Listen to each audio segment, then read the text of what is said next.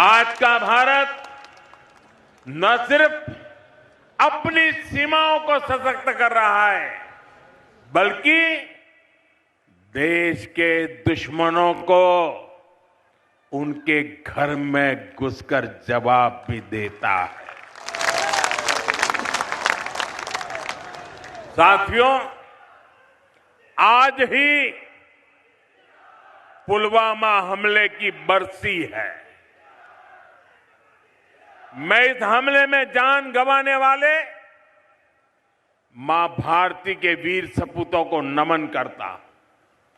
इस आतंकी हमले के बाद भारत ने जिस तरह आतंकियों को सजा दी, वो पूरी दुनिया ने देखा है और कुछ लोग तो आज भी कांप रहे हैं। अभी आपने भारत की ये शक्ति ऑपरेशन सिंदूर में भी देखी है। उसके बाद सीज फायर में तो आपकी पूरी शक्ति देख ली जो बची खुची थी। अब आपने इतना सुन लिया ना, मैं एक ही सवाल मैं हेमंत भाई से कर रहा हूं, लेकिन इसके साथ साथ पूरे देश से है ये सवाल। क्या आज भी चुनावी राज्यों में जाकर के पुलवामा के शहीदों का नाम लेने का हक नरेंद्र मोदी को है? क्या ये नैतिक हक है? ये जवाब आप देने से पहले जरा एक क्लिप सुन लीजिए। जरा राहुल गांधी और सत्यपाल मलिक साथ बैठे हैं, वो चला दीजिए भैया, चला दीजिए। जिस दिन ये हुआ तो ये नेशनल कॉर्बेट पार्क में शूटिंग करा रहा था अपनी, तो ये अवेलेबल मैंने 3-4 बार कोशिश की, मिला ही नहीं मुझको। 5 या 6 बजे इसका फ़ोन आया, हाँ सतपाल भाई क्या हुआ? मैं कहा हमारे इतने लोग मर गए हैं और हमारी गलती से मरे हैं। तो बोला नहीं चुप रहना, अभी कुछ नहीं बोलना इस पर। फिर 1 घंटे बाद ये डोभाल जो मेरा क्लास फेलो रहा लॉ में मेरठ में, तो इसका फ़ोन आया, सतपाल भाई आप बोल दी। मैं 2 चैनल को बोल चुका था ये बात, तो इन्होंने कहा नहीं कुछ नहीं बोलना इस पर। मैं कहा ठीक है, मैं समझा कुछ जांच वाँच कराएंगे, उस पर असर पड़ेगा। कुछ भी नहीं। तीसरे दिन इनका आ गया कि ये पुलवामा की शहादत को याद रखो और अब हम बालाकोट करेंगे, ये करेंगे, वो करेंगे। और अभी तक उसमें कुछ नहीं हुआ? कुछ नहीं, करना भी नहीं है इसको। पुलवामा के शहीद जिस तरह हुए थे इसलिए हुए कि उन्होंने 5 एयरक्राफ्ट मांगे थे। अगर वो मेरे से मांग लेते तो मैं इमीडिएटली कर देता। मैं तो वहाँ स्टूडेंट्स जब जम्मू में फंस जाते थे वर्ष में, उनको एयरक्राफ्ट से, क्योंकि दिल्ली में एयरक्राफ्ट इमीडिएटली मिलता है किराए पे। 4 महीने तक एप्लीकेशन उनकी पड़ी रही होम मिनिस्ट्री में और 4 महीने बाद वो खारिज कर दी कि नहीं देंगे। तब वो सड़क से चले। इतना बड़ा, मतलब 4 महीने के लिए वो चले ही नहीं? चले ही नहीं, इसलिए कि वो सड़क से चलना बिल्कुल इनसिक्योर होता है, वो उनके उसमें नहीं है सिस्टम में। 5 जहाज मांगे थे उन्होंने, वो नहीं दिए। 4 महीने तक लटकाए रखे। और तो 4 महीने के लिए क्या होल्ड पे थे? क्या होल्ड पे थे? सब मेरे सामने नहीं आई। अगर मेरे सामने आई होती तो मैं उसमें कुछ करता। That was between CRP and home ministry. लेकिन ये थी कि अटैक हो सकता है। इसके अलावा वो जो गाड़ी टकराई थी वो 10 दिन से घूम रही थी वहाँ, पूरा आप समझिए कि भरी हुई विस्फोटक से। वो कैसे, मतलब इतना एक्सप्लोसिवली कैसे, मतलब ऐसे घूम रही थी? सिस्टम नहीं था ठीक से। और जब मैं गया हूँ फिर पुलवामा होने के बाद, तो जो 10 किलोमीटर का स्ट्रेच है उसमें लगभग 8-10 लिंक रोड मिलती हैं। एक भी सैनिटाइज नहीं थी उस दिन। बल्कि हम तो जब अपनी पुलिस को भेजते थे कश्मीर की, तो पूरी रोड पे सिविल ट्रैफिक बिल्कुल रोक देते थे, सैनिटाइज कर देते थे, तब भेजते थे। ना हाईवे सैनिटाइज था ना वो लिंक रोड।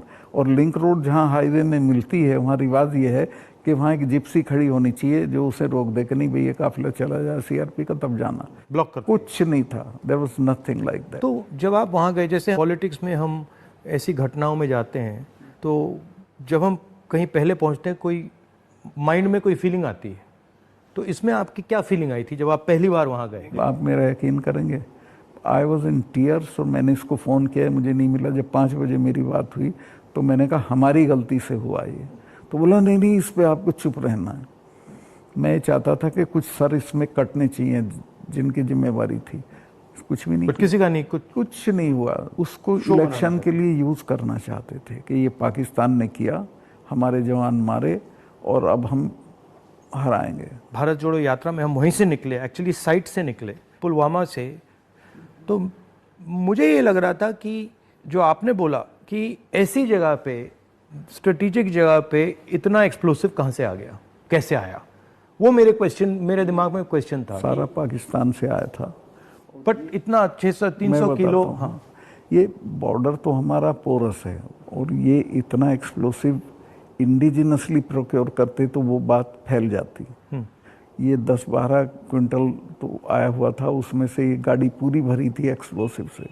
और बताया मुझे जब मैं गया कि साहब ये तो 10-12 दिन से घूम रही थी गाड़ी। जो गाड़ी चला रहा था उसका भी, मालिक का, दोनों का टेररिस्ट रिकॉर्ड था। दोनों कई बार गिरफ्तार हो लिए थे, फिर छूट गए थे, फिर गिरफ्तार हुए थे, फिर छूट गए थे। अच्छा। तो उन पे कोई निगाह नहीं थी इंटेलिजेंस एजेंसीज की। सुना आपने, अब नहीं है सत्यपाल मलिक साहब, लेकिन एक बात है कि जो है इन्होंने जिस तरह से इस सरकार में सच बोलने का साहस किया, ये अमर हो गए।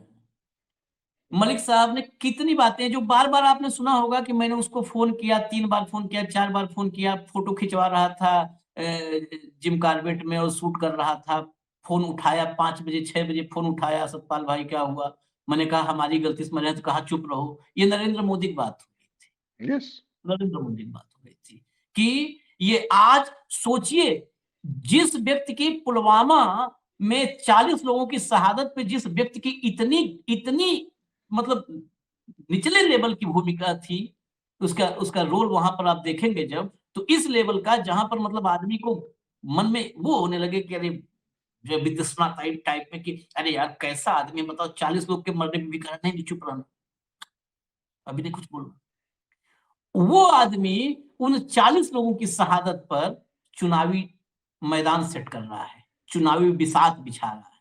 आज चुनावी बिसात ही बिछा रहा था ना वो व्यक्ति, उन 40 की शहादत। कल्पना कीजिए। मैं अभी आपसे सवाल लूंगा, थोड़ा कार्यक्रम लंबा हो रहा है, एक और, इतने नहीं, एक और वायर की क्लिप है, वो भी चलाइए। अरे मोदी जी आप बोलोगे तो हमारी भी तैयारी पूरी रहती है। चलिए चलाइए। Let me tell you the facts. CRPF people asked for aircraft to ferry their people because इतना बड़ा कॉन्वॉय कभी रोड से नहीं जाता है। आपसे पूछा था? जी, आपसे? ये मेरे से नहीं, जो जिससे कंसर्न थे, होम मिनिस्ट्री से पूछा, राजनाथ जी के यहाँ। They refuse to give. अगर मेरे से पूछते तो मैं एयरक्राफ्ट देता उनको, कैसे भी देता। 5 एयरक्राफ्ट की जरूरत थी सिर्फ, उनको एयरक्राफ्ट नहीं दिया गया। ये इंपॉर्टेंट चीज कह रहे हैं, होम मिनिस्ट्री से इजाजत मांगी एयरक्राफ्ट के लिए and home ministry refuse to give. Yes, and I told it to the prime minister same evening कि ये हमारी गलती से हुआ है, अगर हम एयरक्राफ्ट दे देते तो ये नहीं होता। तो उन्होंने मुझे कहा कि तुम अभी चुप रहो। मतलब प्राइम मिनिस्टर ने कहा कि हमारी गलती के बारे में मैंने उनको कहा कि ये हमारी गलती है, और उन्होंने कहा और मैं ये बोल भी चुका था 1-2 चैनल को या इसको, तो उन्होंने कहा ये सब मत बोलो, ये कोई और चीज है, वो हमें बोलने दो। मैं ठीक है। This is again very important. जब आपने प्रधानमंत्री साहब को उसी रात कहा था कि ये हमारी गलती के कारण हुआ है, कि इन्होंने एयरक्राफ्ट मांगे थे, आपकी होम मिनिस्ट्री ने इजाजत नहीं दी, और प्राइम मिनिस्टर कहा इसके बारे चुप रहो। In other words, don't let people know we made a mistake. Doval ने भी मुझे कहा कि ये मत बोलिए, आप चुप रहिए। किसने कहा आपको? डोभाल, अजीत डोभाल। उन्होंने भी कहा? वो मेरे क्लास फेलो रहे हैं, तो मेरे से कुछ भी बात कर सकते थे।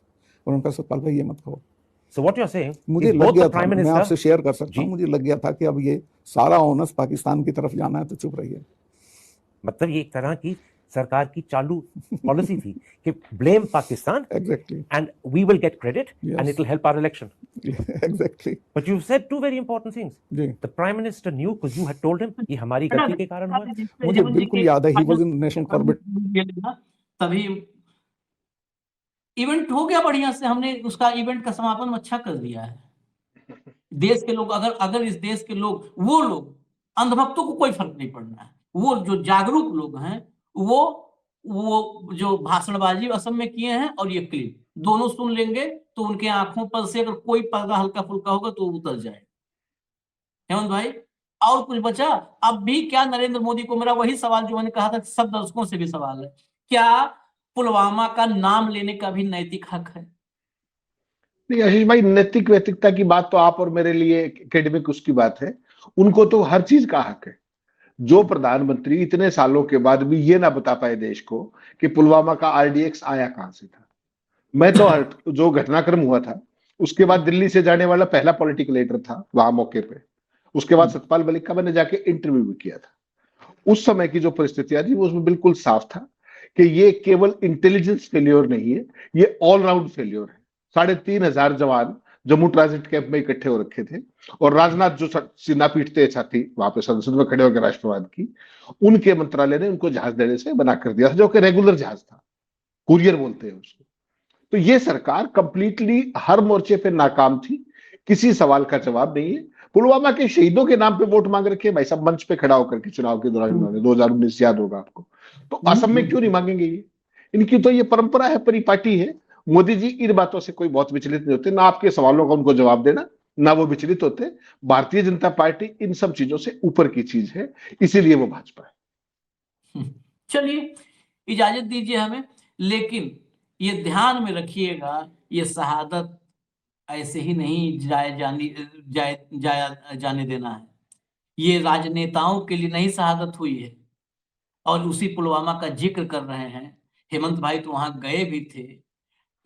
सतपाल मलिक ने सब कुछ एक नहीं कई जगहों पर राहुल गांधी को जो है वायर में तमाम जगहों पर ये बोला। हमसे बात हुई, मुझसे तो निजी तौर पर बात हुई 2-2 3-3 बार, तो मुझसे बहुत सारी कहानियां वो नहीं है, इसलिए उन कहानियों में भी हम नहीं जाएंगे। बहुत सारी किस्से कहानी बताए और सोचिए उसमें किसका नाम, डोभाल का भी नाम आया, क्लासमेट थे, तो उन्होंने भी कहा कि सतपाल भाई रहने दो, कुछ बोलना मत। और यह भी ध्यान रखिए इस देश में कुछ कॉमन चीजें हैं। अभी आपने नरवणे साहब की किताब पढ़ी थी, तो उसमें कौन कौन मुख्य किरदार थे? चीन अटैक कर रहा था और मुख्य किरदार दिल्ली में राजनाथ और मोदी थे, ठीक है, रक्षा मंत्री की हैसियत से। उस वक्त गृह मंत्री थे, पुलवामा हुआ, मुख्य किरदार कौन? अभी सुना आपने, सीआरपीएफ से सीधे फाइल होम मिनिस्ट्री आई थी सीधा, कौन किरदार? राजनाथ और मोदी। ये ध्यान रखिएगा, ये हैं।